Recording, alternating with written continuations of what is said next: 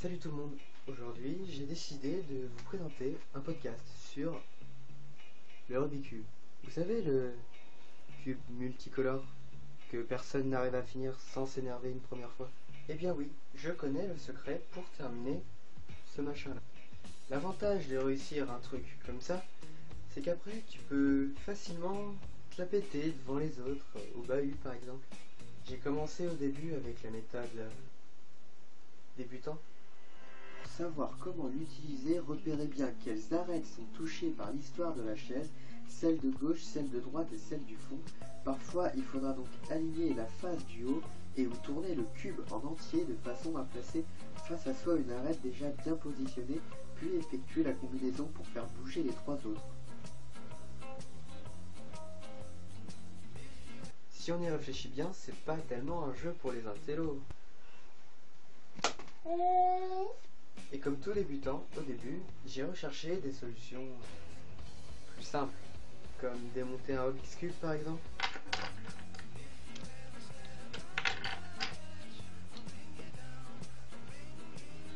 C'est trop cool! Mais bien sûr, quoi de mieux pour se casser encore plus la tête? Une autre astuce aussi que j'ai pu voir, c'est qu'il y en a, ils s'amusent à décoller les étiquettes une par une.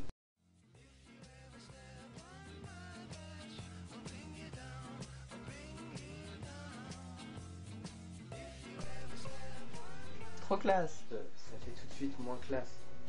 Bon, c'est pas compliqué. En gros, pour réussir ce Rubik's Cube, il vous faut 7 étapes. La première face, la première couronne, la deuxième couronne, la croix, les correspondances, les coins et la solution finale. On va commencer simple. Voici un Rubik's Cube mélangé. Bon, pour faire une première face, il faut d'abord choisir une couleur. Moi, j'ai choisi la face blanche. Il y a plusieurs cas possibles pour réaliser la première face. Par exemple, celui-là. Je veux placer cette case blanche à cet endroit. Mais quand je la tourne, la case blanche qui était ici au début a disparu. On va donc utiliser ici la méthode de la protection. En fait, le principe est de protéger cette case blanche pour faire venir celle-ci à cet endroit. Je protège donc ma case en l'envoyant à l'opposé. J'amène la face blanche que je voulais au début. Puis, je ramène la case que je viens de protéger. Une autre technique aussi, moi je l'appelle l'ascenseur. En fait, j'imagine que cette case-là veut aller là. J'utilise donc la méthode de l'ascenseur. Ce qui veut dire que je descends l'ascenseur, la case monte dans l'ascenseur, et l'ascenseur remonte. Et normalement, avec les deux méthodes, vous devriez obtenir une face blanche. La deuxième étape, c'est la première couronne. Ça consiste à ce que vous ayez votre première face plus la première ligne du haut. Il peut y avoir deux cas possibles. Un premier cas, par exemple, le vert manquant se trouve ici. On va donc protéger les deux verts, amener le vert manquant et remonter les deux verts. On a donc notre ligne, mais on a détruit notre première face. On va donc utiliser une combinaison. La face de derrière tourne vers la droite, la face de devant tourne vers la gauche, la face de droite tourne vers l'avant, la face de devant tourne vers la droite, la face du dessous tourne vers la droite, les deux premières faces tournent vers la gauche, la face de droite tourne vers l'avant, et les deux premières faces tournent vers la droite. On obtient donc notre première ligne, plus notre première face. Un autre cas possible aussi, le vert devrait être orange, et le orange ici devrait être vert.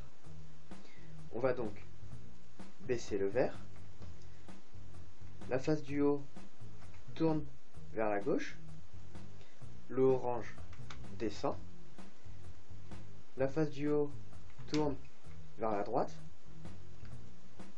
le orange remonte, la face du haut retourne vers la gauche et le vert remonte.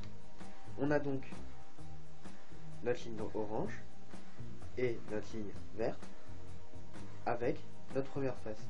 Et normalement, avec les deux cas possibles sur la première couronne, vous devriez obtenir une face blanche plus la première ligne du haut qu'on appelle la première couronne.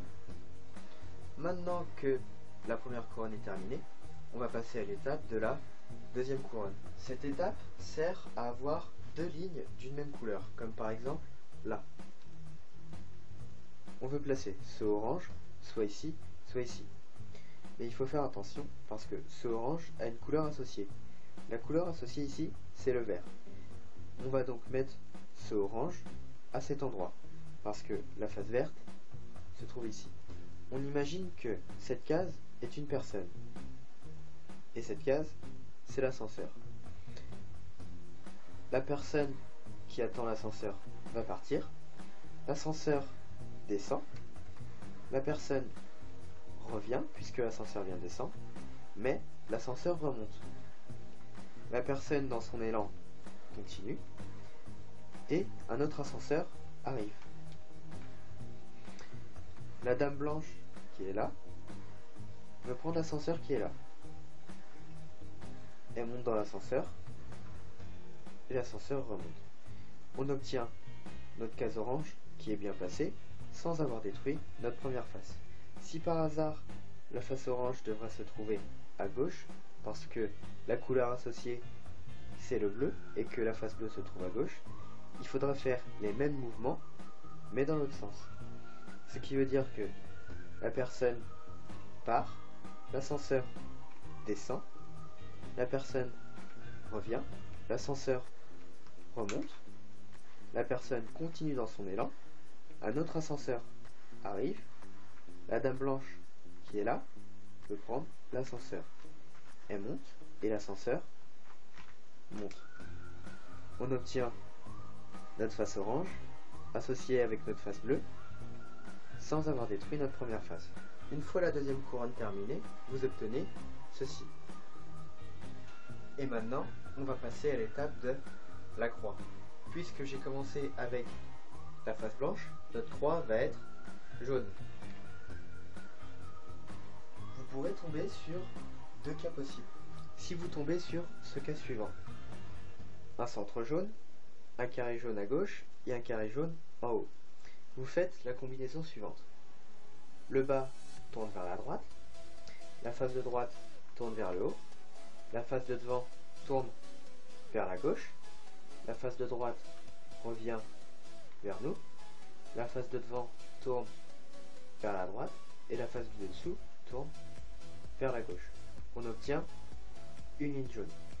Ou sinon, vous pouvez tomber directement sur la ligne jaune. Et dans ce cas-là, vous faites les mêmes mouvements. La face du dessous tourne vers la droite, la face de droite tourne vers le haut, la face de devant tourne vers la gauche, la face de droite tourne vers nous, la face de devant tourne vers la droite et la face du dessous tourne vers la gauche. On obtient la croix jaune sans avoir détruit notre première face ni la deuxième couronne. Maintenant qu'on a passé l'étape de la croix, on va passer à l'étape de la correspondance. La correspondance, c'est le fait d'avoir ce carré de la même couleur que sa face. Le carré orange avec la face orange, le carré vert avec la face verte, le carré rouge avec la face rouge et le carré bleu avec la face bleue. C'est possible que dès que vous avez fini l'étape de la croix, vous tombiez directement sur les bonnes correspondances. Mais normalement, vous tomberez sur un cas où toutes les correspondances sont mélangées. Pour faire toutes les correspondances, il faut placer qu'une seule bonne correspondance au départ. Ensuite, on fait la combinaison suivante. La face de droite monte, la face de haut tourne deux fois vers la gauche, la face de droite descend, la face du haut revient une fois, la face de droite monte, la face du haut revient une autre fois, et la face de droite descend. On obtient la bonne correspondance ici, ici, ici et ici. Maintenant qu'on a réussi nos correspondances, on va passer à l'étape des coins. Ce que j'appelle les coins, ce sont les cases en trinôme, comme par exemple le orange, le jaune et le vert. Ce que j'appelle un bon coin, c'est par exemple celui-là, où tout est nickel et il ne faut pas y toucher. Un bon coin peut être aussi comme celui-ci. Les couleurs ne sont pas à la bonne place, mais ce coin touche la face orange, la face bleue et la face jaune. Et dans ce coin, on retrouve le carré orange, le carré bleu et le carré jaune. Le but de cette étape est de placer les coins, peu importe si les couleurs sont mal placées ou pas. Pour terminer cette étape, il faut d'abord trouver un bon coin, comme par exemple celui-ci. Une fois le bon coin trouvé, vous le placez au niveau de votre pouce droit, puis vous faites la combinaison suivante. La face de gauche monte, la face du haut tourne à gauche, la face de droite monte, la face du haut tourne vers la droite, la face de gauche descend, la face du haut tourne vers la gauche, la face de droite descend et la face du haut tourne vers la droite. Notre bon coin est resté intact et on a réussi à avoir un autre bon coin, plus les autres bons coins qui sont bien placés. C'est possible que dès la fin de la première combinaison, vous n'obteniez pas ça. Dans ce cas-là, il faut recommencer. On va maintenant passer à la dernière étape. Ben putain, c'est pas trop tôt. On a deux bons coins. On va donc les placer à notre droite, puis on va faire la combinaison suivante. La face de droite monte, la face du haut tourne deux fois, la face de droite descend, la face du haut tourne une fois à droite, la face de droite monte, la face du haut tourne une fois à droite, la face de droite descend, la face de gauche monte une fois, la face du haut tourne deux fois à gauche, la face de gauche descend, la face du haut tourne encore une fois à gauche, la face de gauche monte, la face du haut tourne une fois à gauche et la face de gauche descend. On obtient nos coins qui sont bien placés avec les bonnes couleurs. Puis, s'il vous reste des coins bien placés mais avec les couleurs à la mauvaise place, vous faites la même combinaison.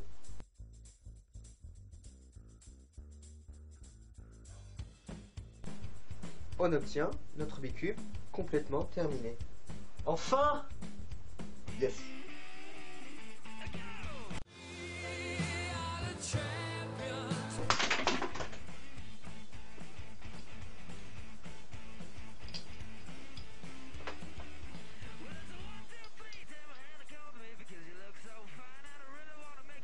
Maintenant, si toi aussi tu as réussi à finir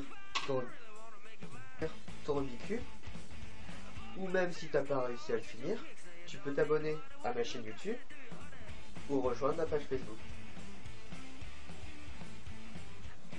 Je suis conscient que cette vidéo était chiante à regarder, c'est parce qu'elle avait plus un but pédagogique que humoristique. Et si t'es gentil, tu peux mettre un pouce vert et partager ma vidéo sur Facebook.